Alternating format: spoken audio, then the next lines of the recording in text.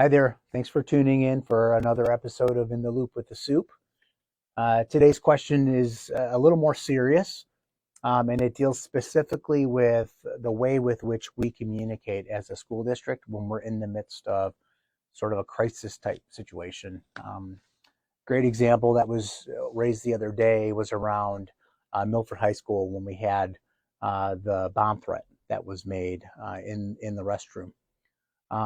So I just want to give our families just a frame of reference for what goes through our heads as a school district. First and foremost, the first thing we are thinking about is not communicating with the whole world.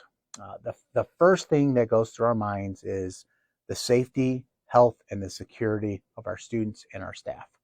So in the instance of Milford High School, we needed to evacuate the student population because we wanted to make sure that students were out of any sort of harm or a threatening situation. So we take care of our kids first. We take care of our staff first. Second, once we've dealt with the immediate threat or the immediate issue that we're faced with, then we communicate with students and staff to make sure that we bring down the level of anxiety and that people are calm and we can get back into the routine of the school day. And third, we communicate with our families as quickly as possible. And you'll notice with this latest Milford issue, Milford High School issue, that all happened in the span of about 15 to 30 minutes. So it's not as if that will take necessarily a full day, but that's the process that we think through. And then the secondary question is what exactly is communicated? I want you to know that we work hand in glove with local law enforcement on what should and what should not be communicated, the way with which it's communicated, and the detail with which we communicate. And the context is different in every single situation.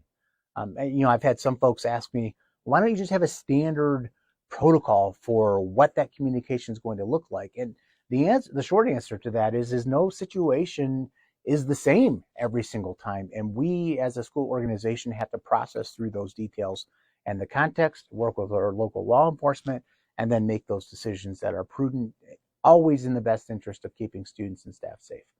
So with respect to this latest incident at Milford, there was a two-phase approach to that communication. First was let parents know that our kids are safe, but not release specifics regarding, sweeping the building with Rosie, for example. Because if somebody's out there who wrote a threat, we don't want them to know what our next immediate actions are. So I just want you to sort of hear that kind of post review of that specific situation and what our minds go through as we process that context. We share what we can. We do it in coordination with local law enforcement. And please believe me when I say to you that we are always thinking about the safety and protection of our kids and our staff. So thanks for tuning in.